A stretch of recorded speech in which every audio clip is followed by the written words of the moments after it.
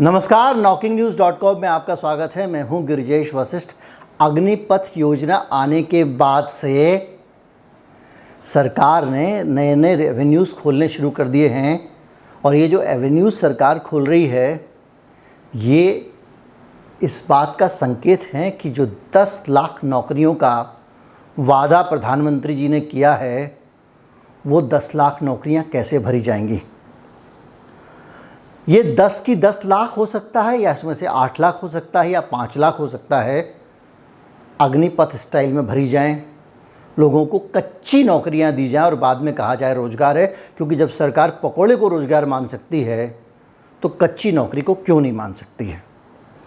बहुत सारी ऐसी खबरें आ रही हैं, बहुत सारी ऐसी सूचनाएं आ रही हैं जिनसे पता चलता है कि सरकार का लक्ष्य कच्ची काम चलाऊ कॉन्ट्रैक्ट वाली नौकरियां देकर उनको सरकारी नौकरी घोषित करना है और उसके ज़रिए आंकड़े अपने सुधारना है। बहुत सारे उदाहरण हैं मेरे पास, बहुत सारी जानकारियाँ हैं, आंकड़े हैं, उनके साथ बातचीत करूँगा। कहीं मत जाइए, चैनल को सब्सक्राइब कर लीजिए।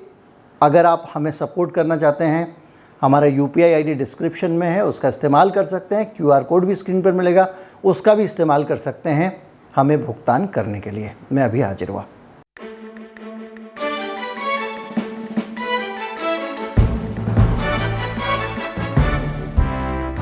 उत्तर प्रदेश यानी बीजेपी का अब नई प्रयोगशाला है और उत्तर प्रदेश में एक नया सिस्टम आ रहा है और उत्तर प्रदेश की सरकार अब सरकारी नौकरियों में जब भर्ती करेगी तो जो भर्ती करेगी वो सीधे सीधे आपको 5 साल के लिए ही भर्ती करेगी, परमानेंट नौकरी देने वाली नहीं है।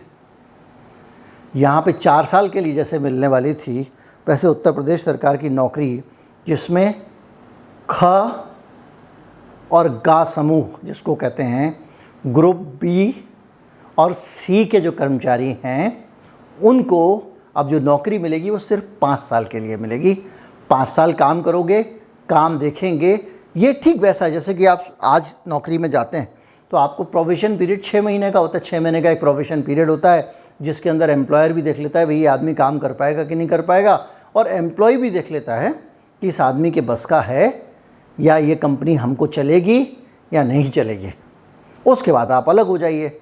लेकिन अब इस प्रोविजन पीरियड को 5 साल का करने की तैयारी की जा रही है और उत्तर प्रदेश की सरकार कर रही है। और ये जो 5 साल की कॉन्ट्रैक्ट सर्विस होगी ये बड़ी कठोर होगी। इसमें बहुत सारे कठिन पैरामीटर्स होंगे, बहुत सारी चीज़ें होंगी जिनके आधार पर आपको 5 साल तक परखा जाएगा। और 5 साल में अगर आप खरे नहीं उतरे, आपके बॉस को आपकी शक्ल पसंद नहीं आई या कुछ नहीं लगा तो आप बाहर। और इस 5 साल के बीच में आपको अलग से जो सेवा नियमावली है उसमें भी बदलाव किए जा रहे हैं और उस 5 साल के बीच में हर साल आपका एवेल्यूएशन होगा जिसमें 60% से ज़्यादा नंबर लाने पड़ेंगे, तभी आप अगले साल के लिए भी रह पाएंगे। वरना 5 छोड़िए, एक ही साल में आपकी सेवाएं समाप्त हो जाएंगी। इसमें PCS, PPS और उस तरह की जो सेवाएं हैं उसको इससे बाहर रखा गया है और इसमें कुछ प्रावधान किए जा रहे हैं। जो कॉन्ट्रैक्ट सर्विसेज का जो रूल है सरकार का उसको बदला जा रहा है। हर साल मैंने आपको बताया 60% नंबर लाने पड़ेंगे। और जो पद हैं उत्तर प्रदेश में, खाली वैकेंसीज़ हैं, केवल उत्तर प्रदेश पे नहीं होगा, मैं आपको बहुत सारे आंकड़े देने वाला हूं। और जो इसमें पद अभी उत्तर प्रदेश में खाली हैं सरकारी पद, उसमें समूह का यानी ग्रुप A में 26,726, ग्रुप खा में 58,579, समूह गा में 8,17,613 नौकरी हैं और समूह गा यानी 4th क्लास की 3,61,605 नौकरियां हैं। अब आप सोचिए कि इसमें किस तरह से आपके अधिकार भी 5 साल के कॉन्ट्रैक्ट में आपके अधिकार जो होते हैं कर्मचारी के तौर पर वो छीने लेंगे, क्योंकि अनुशासन और अपील नियमावली जो होती है उत्तर प्रदेश की 1999 की, जिसके अंदर ये सिस्टम है कि आपके साथ में नौकरी के समय कुछ ये हो वो हो, जो अधिकार होते हैं कर्मचारियों के, उन अधिकारों को छीन लिया जाएगा। वो नियमावली लागू नहीं होगी। यानी आप जो कर्मचारी के दूसरे PF CF ये बहुत सारे जो नियम हैं उन नियमों को आपको फ़ायदा नहीं मिलेगा। और ठीक वैसे ही जैसे कि आप अग्निपथ में अग्निवीरों को दे रहे हैं, एक सैलरी 5 साल की फ़िक्स सैलरी होगी, वो ही दी जाएगी। इस सैलरी को ना तो बढ़ाया जा सकता ना घटाया जाता। आप अंदाज़ा लगाइए, जो आप कह रहे थे, कुछ लोग बार बार कह रहे थे कि भाई ये तो केवल सेना में है। अब मामला सेना से आगे बढ़ गया है, और जो लोग सेना में सोच रहे थे कि अब सेना तक ही मामला है, और जो सरकारें कह रही थी कि हम एवरेज एज कम लाना चाहते हैं सेना में, इसलिए कर रहे हैं, आर्मी के वरिष्ठ अधिकारी कह रहे थे, और हमारा मकसद कोई बचत करना नहीं है, ये नहीं है, तो पता चल रहा है कि अब उत्तर प्रदेश सरकार भी ये प्लानिंग कर रही है, इसी को लाने की बात कर रही है। अब मैं आपको बताता हूँ कि यूपीएससी में जो भर्ती है वो आधी कर दी गई है, और ठेका कर्मी 2 साल में दुगने हो चुके हैं। इस सरकार ने पिछले 2 साल में कॉन्ट्रैक्चुअल हायरिंग को डबल कर दिया है, और यूपीएससी की भर्तियों को आधा कर दिया है। यानी जो भर्तियां होती थी वो कम कर दी हैं, और ठेके पे लोग रखने शुरू कर दिए हैं। इससे आप अंदाज़ा लगाइए कि क्या स्थिति बन चुकी है। अग्निवीर एक उदाहरण था जिस पे बवाल हो गया। सरकार का तो पूरा एजेंडा ही ये दिखाई दे रहा है। इसमें जो केंद्र सरकार के ठेका कर्मी हैं वो 12 लाख बढ़ गए हैं 2 साल में केंद्र सरकार के, और 10 साल में 5 लाख परमानेंट कर्मचारी घट गए हैं। ये डेटा है। इसके अलावा राज्यों ने भी जो अपनी रेगुलर भर्तियां हैं उनमें 21% की कटौती कर दी है। आंकड़े बताते हैं कि 2017 में केंद्र सरकार हर महीने औसत 11,000 स्थायी कर्मचारियों को नौकरियां दे रही थी। 2020 आते आते ये 7,285 हो गया, 11,000 से 7,000, और हर महीने 45,000 कुछ भर्तियां जो होने वाली थी वो राज्य सरकारों ने भी हर महीने 32,000 कर दिए हैं। ये आंकड़े हैं श्रम मंत्रालय के। श्रम मंत्रालय के अनुसार 2021 में जो ठेका कर्मी हैं वो 24,31,000 भरे गए हैं। और ये जो मात्रा थी 2017 में सिर्फ 11 लाख थी। इसके अलावा पीएसयू में भी ठेके पे कर्मचारियों की भर्ती शुरू हो गई है। पीएसयू में 2016 में 2,68,000 ही कच्चे कर्मचारी होते थे, उनको बढ़ाकर 2020 में 4,99,000 कर दिया गया है। इससे अंदाज़ा लगा लीजिए यूपीएससी की जो भर्तियां होती थी वो 2012 में 83,591 होती थी, जो 2021 आते आते 83,000 से 68,000 पर आ गई हैं। हर जगह केंद्रीय उपकरणों में अगर आप जाएं तो जो पहले 2012 में 14,50,000 भर्तियां होती थी वो 9,21,000 हो गई हैं। नौकरियां देने की बात हो रही है 10 लाख, या नौकरियां खाने वाली सरकार दिखाई दे रही है। ये नौकरियां चर जा रही है सरकार, धीरे धीरे करके सारी नौकरियां ख़त्म कर जा रही है।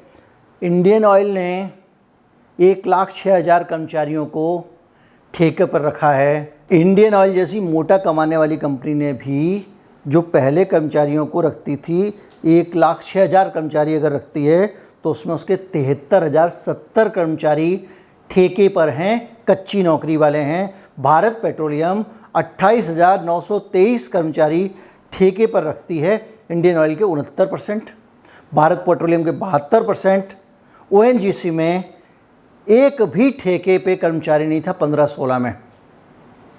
आज ओएनजीसी में 62% कर्मचारी ठेके पर हैं।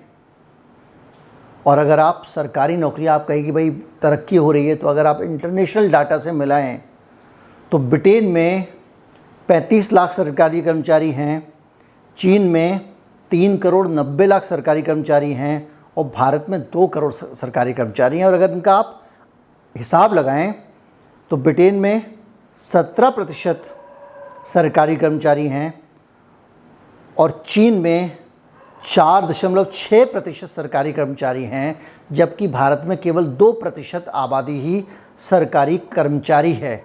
ऐसा भी नहीं है कि हम भर के लोगों को नौकरियां दे रहे हैं। 17% लोग, 17.5% लोग सरकारी नौकरी करते हैं ब्रिटेन में, भारत में करते हैं 2%। ये डाटा है। और अगर आप इस सारे डाटा को देखें तो आपको ये समझ में आएगा कि सरकार ने नौकरी देना बंद कर दिया है। और जो रोज़गार के बड़े बड़े दावे हो रहे हैं कि हम 10 लाख नौकरियां देंगे, 20 लाख नौकरियां देंगे, ये सरकार तो लगातार नौकरियां खाई जा रही है। अगर आप पूरा श्रम मंत्रालय का पूरा कम्प्रिहेंसिव डाटा निकाल लेंगे तो आप चौंक जाएंगे कि इस देश में हर प्रकार की नौकरी में की गई है कटौती।